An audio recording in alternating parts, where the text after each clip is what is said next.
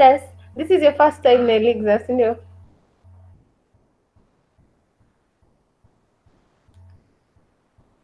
Yeah, mimi beginner.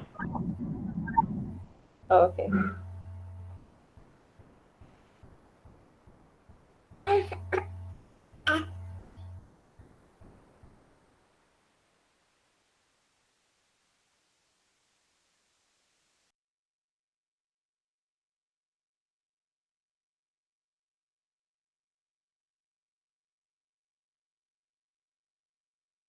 Okay, tuko live.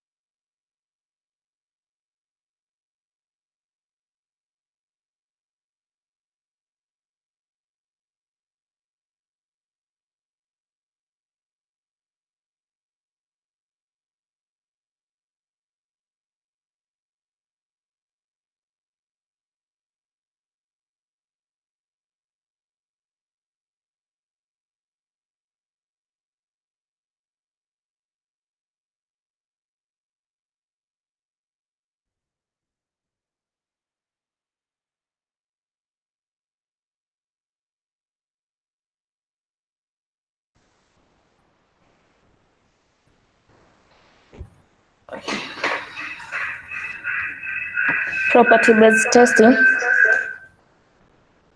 When you use assertion, kila mtu hapo. When you use assertions, you work out ahead of time the result you expect your function to return. This is good, but it also has some limitations. In particular, any assumption you made while writing the original code are likely to find their way into the tests too. A different approach is to consider the overall properties of the function you are testing. For example, if your function converts a string to uppercase, then you can predict that whatever string you feed it, the length of the output will be the same as the length of the input, and any lowercase characters in the input will have been replaced by their uppercase counterpart. These are intrinsic properties of the function, and we can test them statistically by simply injecting a large number of different strings and verifying the results on of the properties. If all the tests pass, we haven't proved the function is correct, although we have a lot of confidence it should be. But more importantly, if any of the tests fail, we have found a boundary condition our function doesn't handle. And property-based testing is surprisingly good at finding these errors. Let's look again at our previous example. In our example, we have a module called start, in which it has three functions, that is sum, count, and average. So here are some simple properties we could test. The sum of a list containing a single value should be that value. The count function should never return a negative number. If we multiply the results returned by count and average, it should equal the result returned by sum, allowing for a little rounding. To test the properties, the framework needs to generate large numbers of sample values of the correct type. For the first test, for example, we need a bunch of numeric values. That's where the property testing libraries come in. There are a number of property-based testing libraries for Elixir, including one I wrote called Quizzer. But here, we will be using a library called Stream Data. As Josevalim is one of the authors, I suspect it may well make its way into Elixir one day. I could write something like this.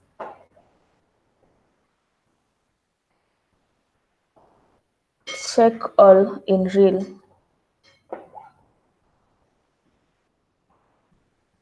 There are two pieces of magic here. The first is the real function. This is a generator which will return real numbers. This is invoked by check all. You might think from its name that this will try all real numbers, which will take some time, but instead just iterates a given number of times, 100 by default. Let's code this first. First, add stream data to our list of dependencies.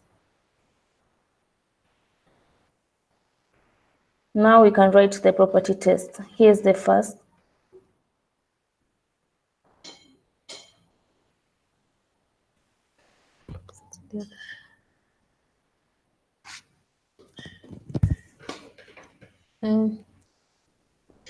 So the test starts with property instead of test for our normal testing. So the test is called single element lists at their own sum. So the integer part, the integer is a generator. It generates random integers.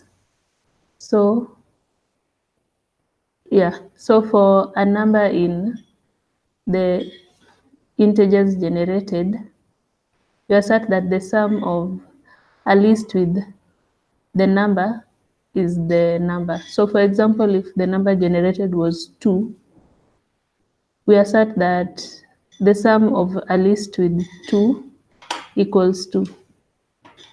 Yeah.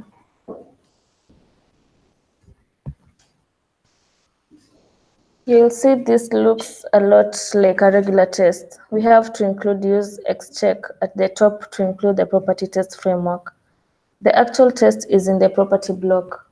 It has the check all block we saw earlier. Inside this, we have a test. Assert start.sum, which takes in a number, equals to the number.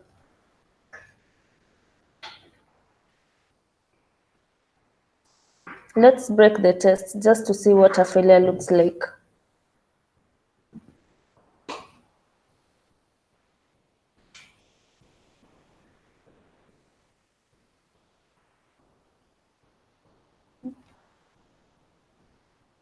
So here,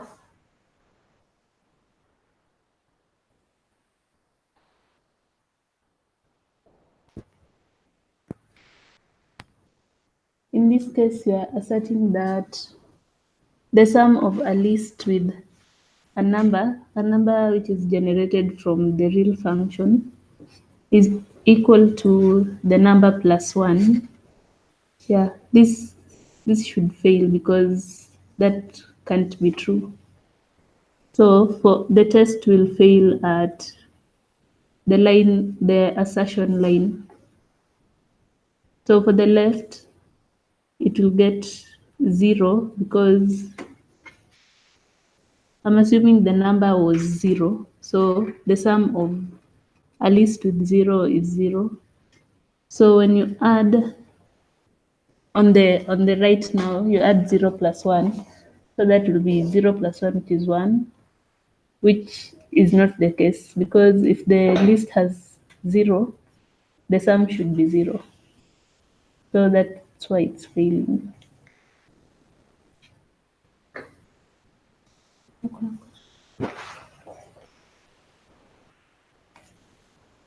we failed at the value of number at the time was 0. Let's fix the test and add test for the other two properties.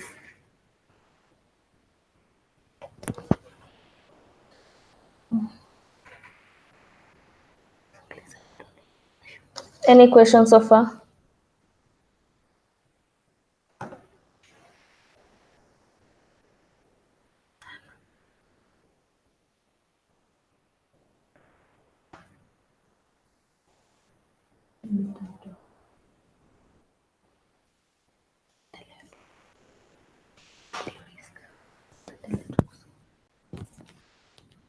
Okay, for the first test, count not negative.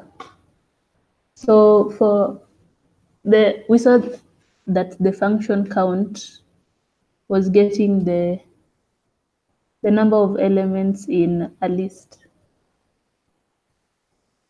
Yeah. So for count with list of integer, what does list of integer do? List of, then it takes an integer. It creates, I'm assuming it creates a list with the integer. If I'm wrong, you can correct me. So yeah, when you count the list, it should always be greater than or equal to 0. Yeah, so that's the first test. The second test, single element lists at their own sum.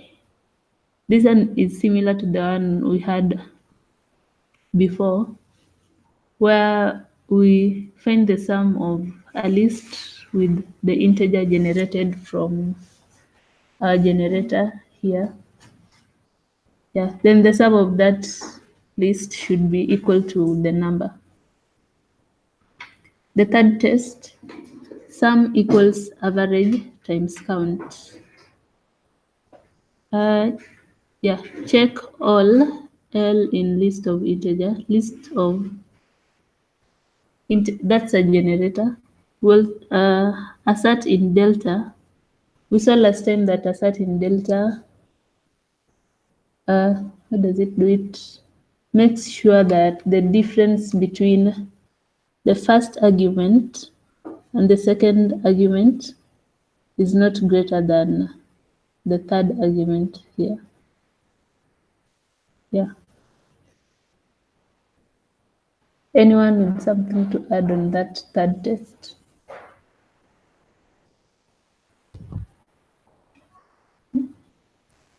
Yeah, or a question.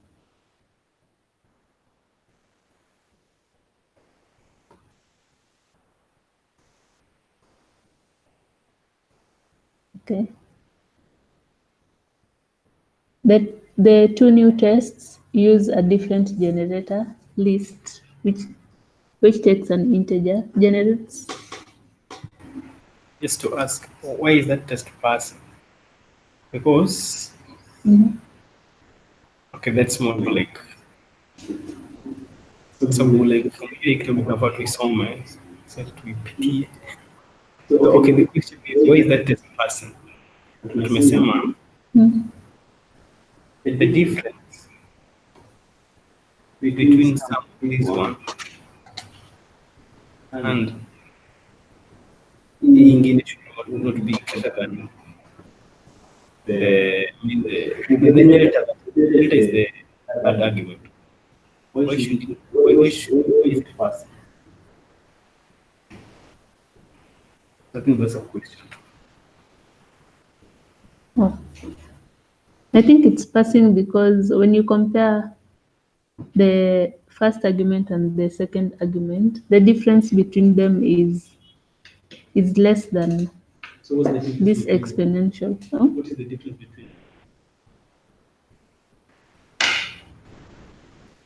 Or you want to calculate the difference? So calculate.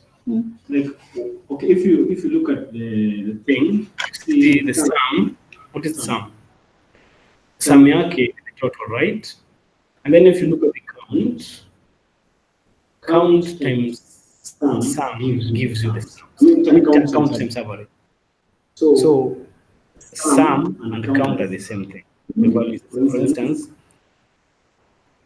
when the sum was let's say, no, I'm saying the first argument and the second argument are the same thing. Let's say, for instance, if the first argument was A, then the second argument is A to because that's the sum. Okay, let's say that's N, then this. Yeah. If the average was 5, then the count is 2. So 2 times 5 equals to 10. I don't know that it makes sense. So that's why the difference is the same way. It's less than. So this one is less than the difference. That's why it's passed.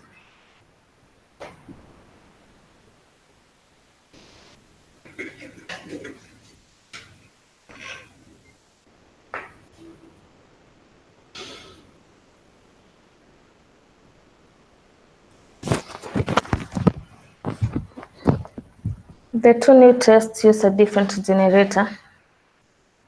List, which takes in int, generates a number of lists, each containing 0 or more ints. Running this code is surprising. It fails.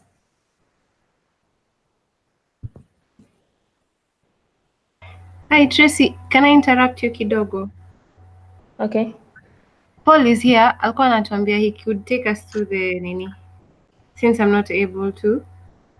Is it Who? okay if we switch? He was to take us through the wrapper. Who? Paul. Hi. Okay. I don't know if he's available to do that. It's okay.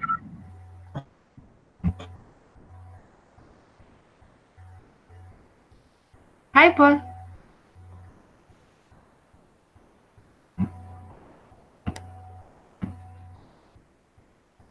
Hello. Okay, it's okay. Tunaweza endelea tu. Hi. Oh, hi, Paul. Are you okay Hi, to take can us you through hear me? Hi guys. I can't hear you. Okay, so we can switch. I hope that's okay, Tracy.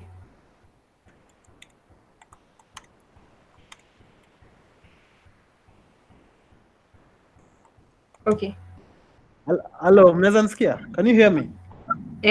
Tunakusikia. Okay, cool. Just let me set up. You can continue. Let me set up, then I'll take you guys through in a minute. All right, so Tracy, you can just continue.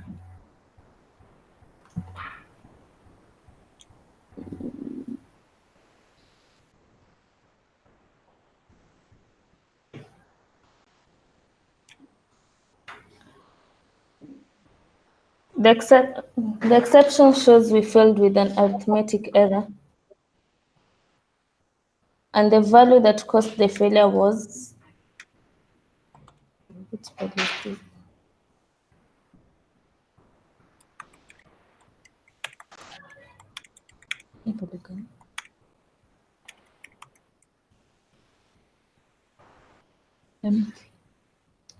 The exception shows we failed with an arithmetic error, and the value that caused the failure was the empty list. That's because we were trying to find the average of an empty list. This means our code will be dividing the sum 0 by the list size 0, and dividing by 0 is an error. This is cool. The property test explored the range of possible input values and found one that causes our code to fail. Arguably, this is a bug in our stats module, but let's treat it instead as a boundary condition that the test should avoid. We can do this in two ways. First, we can tell the property test to skip generated values that fails to meet a condition. We do this within an empty function.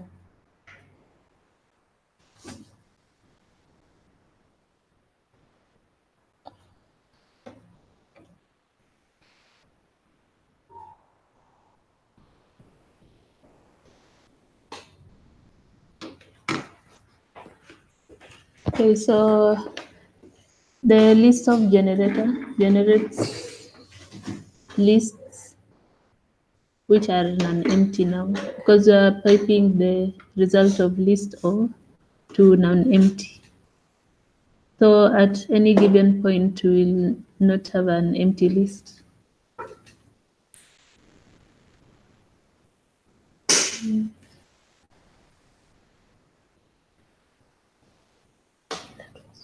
Yeah. Now, whenever the generator returns an empty list, the non-empty function will filter it out. This is just one example of stream data filters. A number are predefined, and you can also write your own. A second approach is to prevent the generator from creating empty lists in the first place. This uses the min length option. So, this is list of of RET2, which takes the integer generator as the first argument. Yeah, and a keyword list, which limits the minimum length of the list. So in this case, yeah, a list, the So minimum. I am ready. Okay.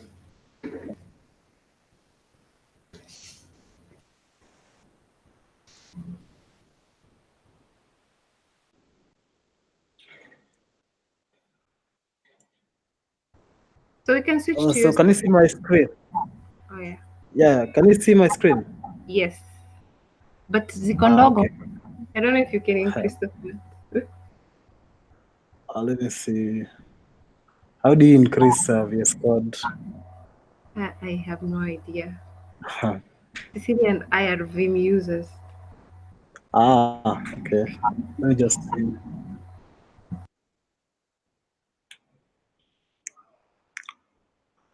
Ooh.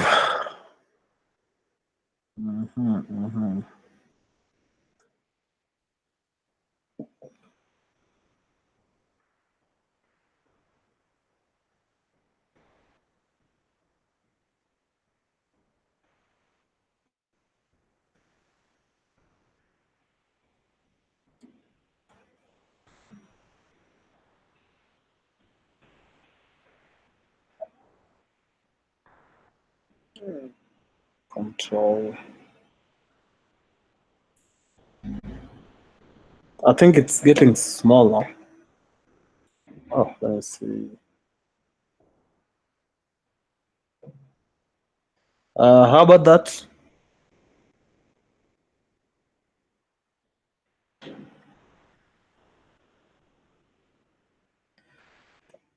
Is that Yeah, better? that's visible. Yes. Okay, cool. So I don't know, like I hope you guys have looked at the Africa is Talking documentation. Have you?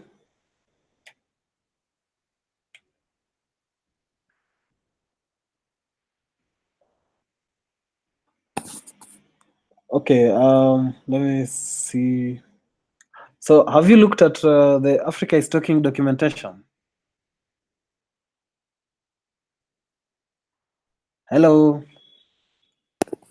Yeah. Okay.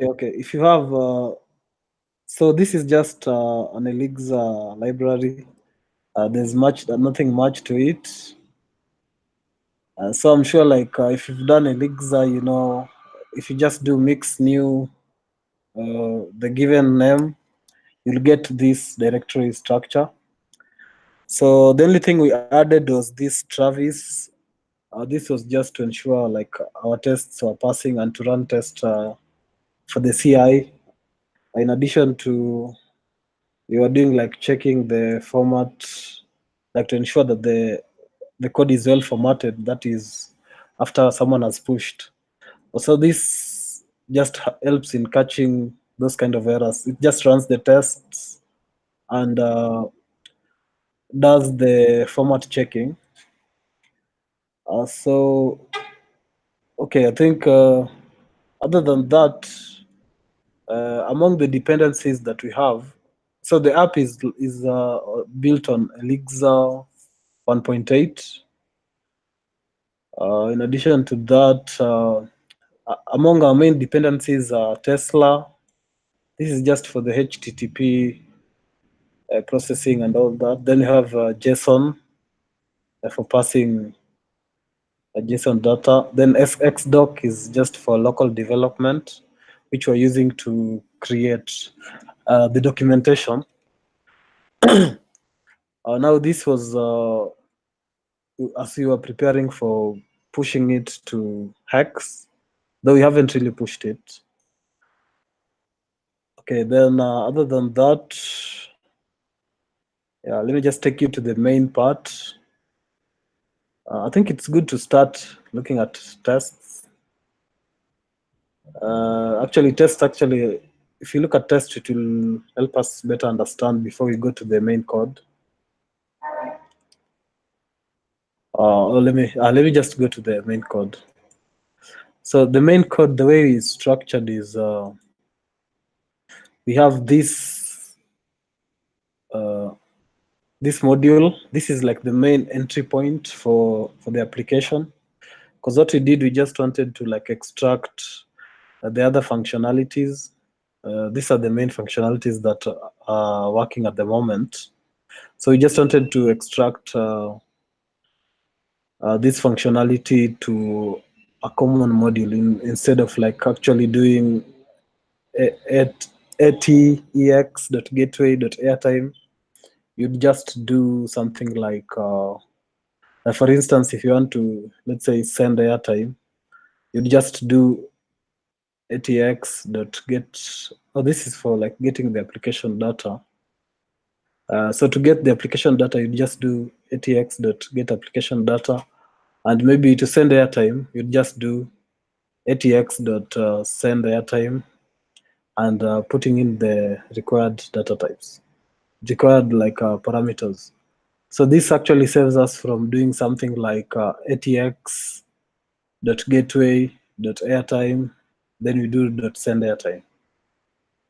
So this is just like the top level domain whereby most of the calls to the API will be in this file. So as I have said, we've just implemented, I think, 3 components. There's still much work to be done. Then if you go inside the gateway itself, so the way the gateway is structured is we have like base HTTP. So this is like a macro which has, we've extracted most of the things that we actually reuse in the different parts of the application.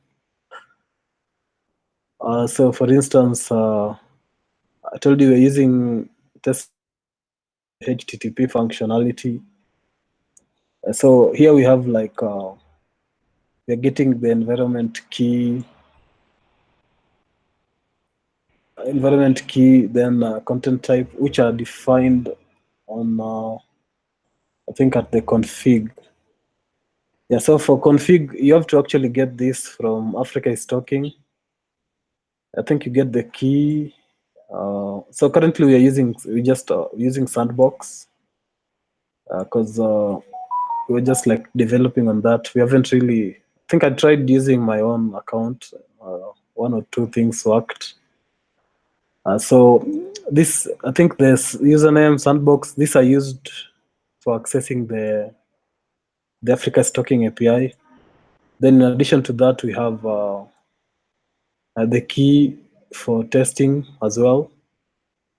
But it's the same key. You can use it across, let's say, testing, development, and production if you're ready to go to production. So here, in addition to that, here we have configured the Tesla mock, which allows for mocking of the HTTP calls and requests for testing purposes. So on the base, here we're just like calling the key, the content type that we'll use. So then we have this plug Tesla middleware base URL. This comes from Tesla itself. So in addition, I think here the config URL will call it. It will be called on the actual, let's say the actual gateway that we'll look into the next phase. So in addition, here we have the headers of the API. For instance, this accept, which is from, for example, accept this comes from here. Then the content type is from here. Keys from here. So then here we have like one of the functionality that we extracted on a higher level for processing a request, because we had like most of the things were calling the same thing. So let's go, for example, let's type to the application. This is among the simplest, I guess. So what this does is we make a call to the macro that I showed you earlier, this one. So by making this call, we actually giving it a URL. So this is just like for testing. This is the base URL of the API. So if you look at this doc, we have collects in application data from AfricasTalking endpoint. Use this function to collect data about your application. So what this does, it just tells you like among the things related to your the application based on your user account. So here we are doing atx.gateway application.get data, which, as I showed you earlier, we actually extracted it to make it a little bit simpler. I think it's right here. So instead of actually doing the long way, we just do it this way. So this one doesn't really require any parameter. So once you do it, it just gives you the details related to your application. So it has, I think, it has a single method, get data, which takes no parameter. So this takes your username, which is derived from the config dev. Maybe if you're in production, you just use production. Then we have like these parameters, which is, it starts with an empty map. Then in this map, we add the username into the map. So after that, we make a GET request to the API. So one thing with Tesla is like here, it will just put the base URL before this. So this is like the extension to the base URL. So it will be like something like AfricasTalking.com version 1, then /user. This is what this part will actually do. So with that, we do like we add the params into the query. Then after that, we decode the response we get. So so that is if it's an okay. If the status returned is 200, we just decode the body.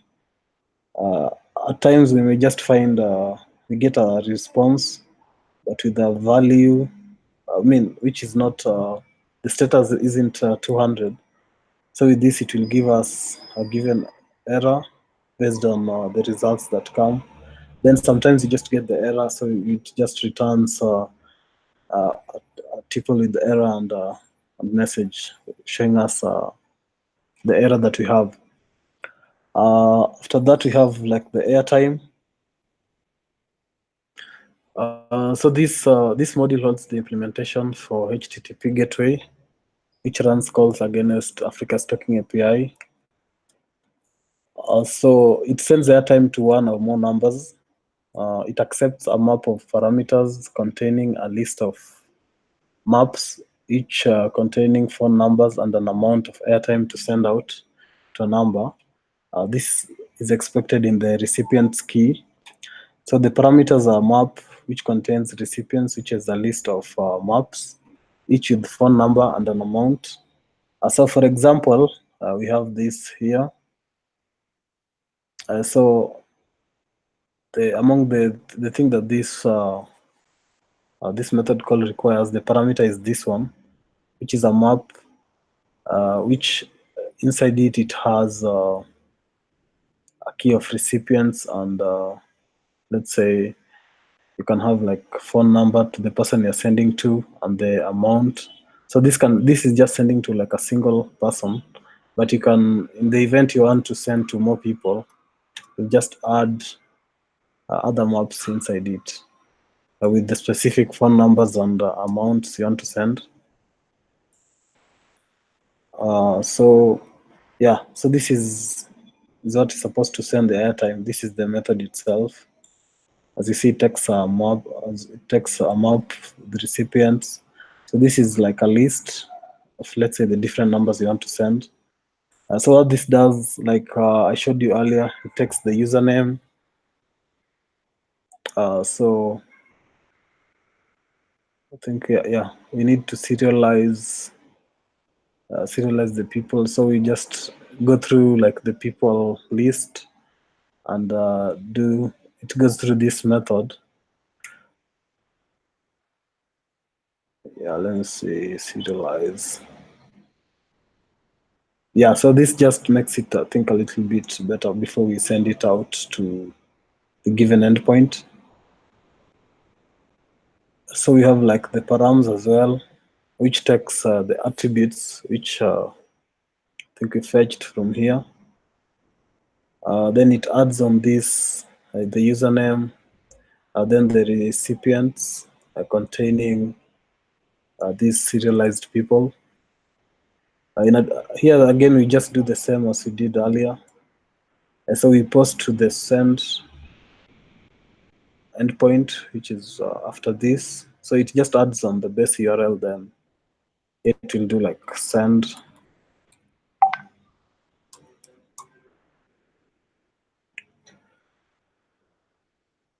Yeah, so with that, we get a response. In the event we have an error, it will give us the error itself.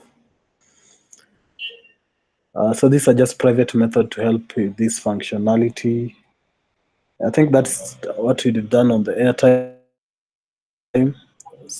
So on SMS functionality, the main functionality that we have is sending SMS. Then we have fetching SMS. So the SMS functionality is a little bit large. We have like premium SMS, among other things. We're also supposed to look into developing. I think so far we've done about 10 to 15%, because there's still a lot of work in terms of payment, among other things that the API allows one to do. Yeah, so in terms of test, so the test, this is the test for the SMS. We use, yeah, here we just do the test. So we also included the documentation, doc test. Here we get the module that we are testing. So this is just part of the functionality. So for setup purposes, we do Tesla mock to mock like this given request, or we are, for example, here we are mocking the post method. So the body is this. So with this, we expect to get something like request is missing required field 2. Then this one is whereby successful response. This is what it should give us. So it should give us something looking like this. All this is contained in the AfricasTalking API. Then so this part is for testing the sending functionality. Just do send details, okay, result, then call airtime.send. So this airtime is just right here. Yeah, this is where we get it from.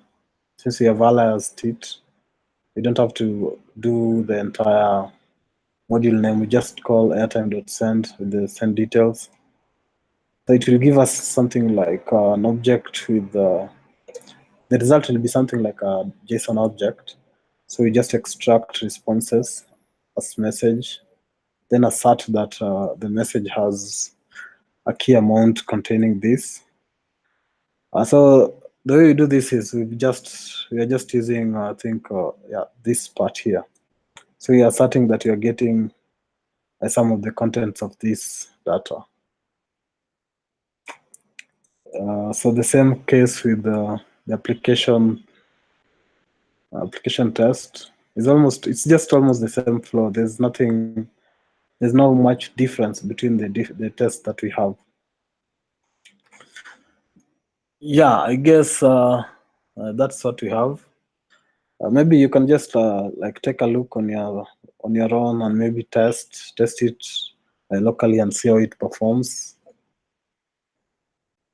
Yeah, so I think there's still much work left to be done on this. We've just like scratched the surface. Any question?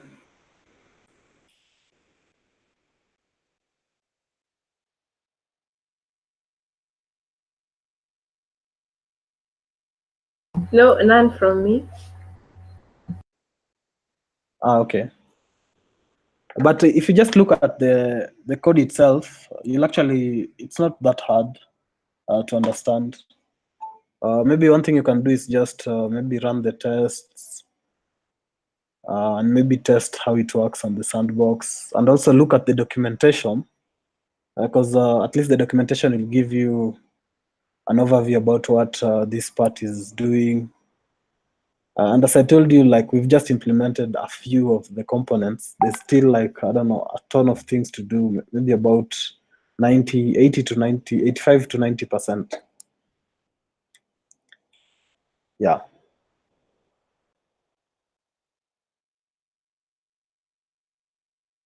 Okay, thank you, Paul. At least Okay, cool. it's a good enough onboard. Yeah. So maybe you can just pull it down and see how it's. Maybe you can like look into. One thing I can advise is just go through the AfricasTalking API and maybe try and see, especially the SMS, the application component, and the airtime component, and just look at it, like compare it with what we have here. I'm sure like there may be some places we can do to like improve on what you have. And also we can look into like creating issues related to implementation of the other components. And so the code is free. Just you'll be able to look at the repo, pull it down, make PR, like make pull requests and all that, ask questions. Yeah. Thank you. All right, thank you. Any suggestions on what we can do next time? So I think maybe what we can do is we can also look into, because currently for the SMS functionality we just did, I think, sending of normal SMS. We haven't done bulk SMS. Then there is also the voice functionality, which hasn't been started.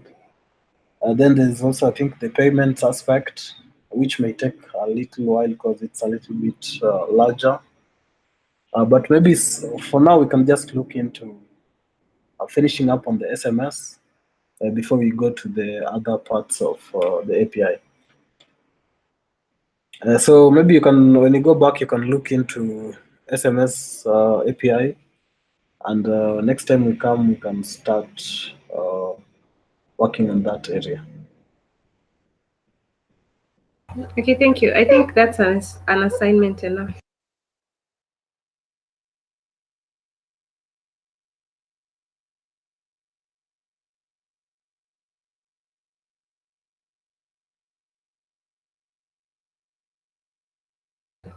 Okay, guys, our time is up.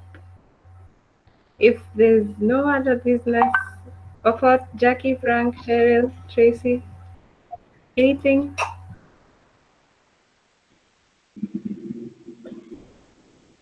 Nothing on my end. Me too. I'm good.